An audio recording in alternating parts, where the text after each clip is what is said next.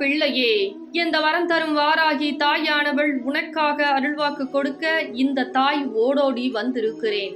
இந்த பதிவானது உன் வாழ்க்கையில் இருக்கக்கூடிய பிரச்சனைகளுக்கு தீர்வு காமிக்க இந்த வரம் தரும் வாராகி தாயானவள் ஓடோடி வந்திருக்கிறேன். என் தங்க பிள்ளையே, இந்த தாயை பார்த்து விட்டாயா? அப்பொழுது கண்களை மூடி கவனமாக நான் சொல்லக்கூடிய ஒரு சில வாக்கியங்களை கண்ணீர் வடிக்காமல் கேள். ஏனென்றால் பல துரோக நாட்களை நீ ஒவ்வொரு நாட்களுமாக சந்தித்து கொண்டு வருகிறாய். வினையாக வாழ்க்கையில் ஒவ்வொரு விஷயமும் மாறிக்கொண்டே இருக்கிறது.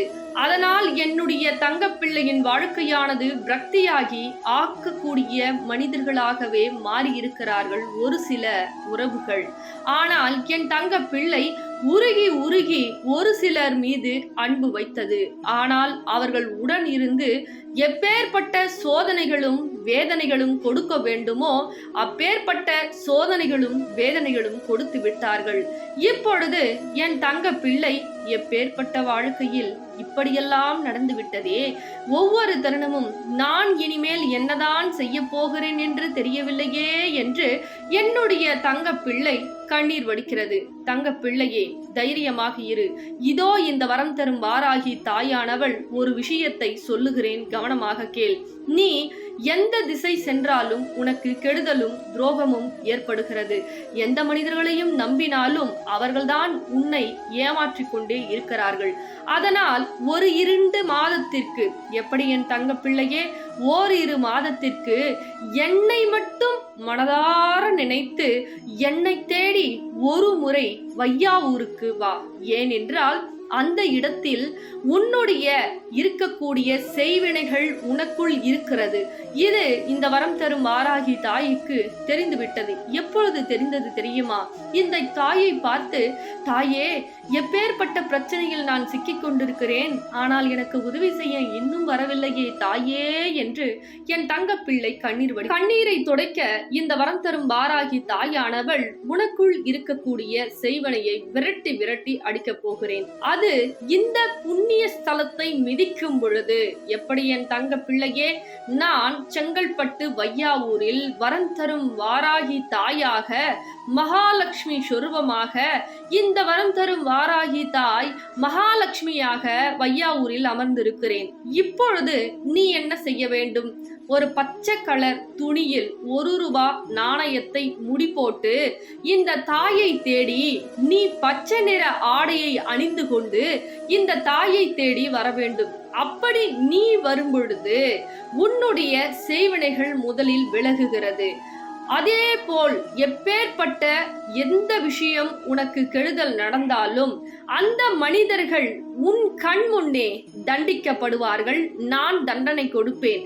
ஆனால் ஒரு நிபந்தனை, உனக்கு குழந்தை பாக்கியம் வேண்டும் எனில் மட்டும் அமாவாசை அன்று நீ வர வேண்டும். எப்படி என் தங்க பிள்ளையே, உனக்கு உறவு பிரச்சனையாக இருந்தால் வெள்ளிக்கிழமை வா. அதே போல் பண பிரச்சனையாக இருந்தாலும் வெள்ளிக்கிழமை வா. செய்வினை பிரச்சனையாக இருந்தால் ஞாயிற்றுக்கிழமை வா. ஆனால் பச்சை நிற ஆடையை அணிந்து கொண்டு 1 ரூபாய் நாணயத்தை பச்சை நிற துணியில் முடி போட்டு நீ எடுத்துக்கொண்டு வர வேண்டும். எப்பொழுது தெரியுமா? என்னை தேடி கிளம்பும் பொழுதுதான் இந்த முடியை நீ போட வேண்டும். உன் வேண்டுதலை சொல்லிக்கொண்டு நான் செங்கல்பட்டு வையாவூரில் அமர்ந்திருக்கிறேன். வேறு எங்கும் மகாலட்சுமி சொரூபமாக நான் அமரவில்லை. பக்கத்தில் இருக்கிறது, அங்கு போகலாமா என்று கேட்டால் எனக்கு தெரியாது. என்னை தேடி வருபவர்களுக்கு மட்டுமே நான் மகாலட்சுமியாக கடன் பிரச்சனையில் இருந்து விடுவிக்கிறேன், செய்வினை பிரச்சனையில் இருந்து விடுவிக்கிறேன். ஒவ்வொரு விஷயத்தையும், குழந்தை செல்வத்தையும் நான் அருள்பாலிக்கிறேன். அதே போல் ஒவ்வொரு தருணமும் என்னுடைய அமாவாசை என்று எனக்காக கும்பப்படையில் இடுவார்கள். அந்த கும்பப்படையலை வாங்கி நீ பிரசாதமாக உண்ணும் பொழுது உனக்கு குழந்தை செல்வம் அதே போல் கிடைக்கிறது. பல உடல்நிலை பிரச்சனையாக இருந்தாலும் சரி செய்து நான் கொடுப்பேன். அதனால் என் தங்க பிள்ளையே, நான் சொல்லக்கூடிய இந்த விஷயத்தை செய்யும் பொழுது எண்ணி 12 நாட்களில் நிச்சயமாக உன் வேண்டுதலை 12 நாட்களில் எதுவாயினும் என் தங்க பிள்ளையே, நான் உன் கண்ணீருக்காக, உன்னுடைய நல்ல மனதிற்காக, என்னுடைய தங்க பிள்ளையின் முழு அன்பிற்காக உடனே உன்னுடன் வந்து உனக்காக என்னவெல்லாம் கேட்கிறாயோ அது அனைத்துமே 12 நாட்களில் நடத்தி கொடுப்பேன். எப்படி நடக்கிறது?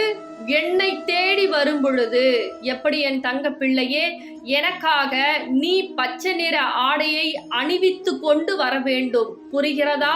பச்சை நிறம் என்பது உன்னுடைய வெற்றிக்கான அறிகுறி. பச்சை நிறம் என்பது உன்னுடைய பல நாள் கஷ்டத்திற்குண்டான வெற்றியின் கொடியை உனக்காக நிரூபிப்பதற்காக தான் என்னை தேடி வரும் பொழுது பச்சை நிற ஆடையை அணிந்து கொண்டு இந்த தாயின் நாமத்தை ஓம் வரம் தரும் வாராகியே நமக, ஓம் வரம் தரும் வாராகியே நமக, ஓம் வரம் தரும் வாராகியே நமக என்று சொல்லிக்கொண்டே கிளம்பி என் தலத்திற்கு வரும் பொழுது உன்னுடைய வாழ்க்கையில் இருக்கக்கூடிய பிரச்சனைகள் அன்றே அடியோடு வேரோடு ஒழிகிறது. உன் இல்லத்தில் இருக்கக்கூடிய கடன் மொத்தமே அழிகிறது. உன்னுடைய தீராத பிரச்சனையை நான் இந்த இடத்தில் இருந்து, செங்கல்பட்டு வையாவூரில் இருந்தே உன்னுடைய நல்ல தொடக்கத்தையும் நல்ல வாழ்க்கையும் நான் உனக்காக செய்து கொடுப்பேன். ஆனால் இந்த நிபந்தனையை நீ கட்டாயமாக கடைபிடிக்க வேண்டும். என்னை தேடி வர வேண்டும். என் திருத்தலத்தின் மண்ணை நீ மிதிக்க வேண்டும். அப்பொழுது உன்னுடனே உன் இல்லத்திற்கு கட்டாயமாக நான் வருவேன். உனக்குண்டான பிரச்சனையை நான் சரி செய்வேன். ஆனால் ஒன்றை மட்டும் நினைவு வைத்துக்கொள். எளிதிலே பக்கத்திலே சென்று நாம் இதை செய்து கொள்ளலாமா அல்லது கிட்டத்திலே என்று திருத்தலத்திற்கு சென்று வழிபாட்டு கொள்ளலாமா என்று சிந்திக்காதே. எதுவும் கஷ்டப்படாமல் கிடைக்காது என்பதை மறந்து விடாதே. என்னை தேடி வரும் பொழுது நான் உனக்கு உத்தரவு அளித்திருக்கிறேன். இந்த வரம் தரும் வாராகி தாயானவள் செங்கல்பட்டு வையாவூரில் இருக்கிறேன். என்னை தேடி வா. நான் தான் உன்னை கூப்பிட்டேனே தவிர வேறு யாரும் உன்னை கூப்பிடவில்லை என்பதை மறந்து விடாதே. உன்னை என்னுடைய உள்ளத்தை புரிந்து கொண்டு நீ கண்ணீர் வடிக்கிறாய் என்று தெரிந்து கொண்டு உன் கஷ்டம் எவ்வளவு கடலளவு பெரியது, எவ்வளவோ திருத்தலத்தை ஏறி மிதித்திருக்கிறாய், எவ்வளவோ விரதங்களை இருந்திருக்கிறாய், எவ்வளவோ சில விஷயங்களை நீ திருத்தலத்திற்கு செய்திருக்கிறாய். ஆனால் எந்த விஷயமும் உனக்கு பலனளிக்கவில்லையே. தெய்வம் இருக்கிறதா இல்லையா என்று மனம் நொந்து கொண்டிருக்கிறாய். அதனால்தான் உன்னை நான் உனக்குள் இருந்து புரிந்து கொண்டு ஒரு முறை என்னை தேடி வா. என் திருத்தலத்தை மிதித்து பச்சை நிற ஆடையை அணிந்து கொண்டு 1 ரூபாய் நாணயத்தை முடிப்போட்டு எடுத்துக்கொண்டு வந்து நீ உன் வேண்டுதலை என் சூலத்தில் கட்டிய பிறகு இந்த நாணயத்தை வாங்கி எண்ணி 12 நாட்கள் வழிபாடு செய்.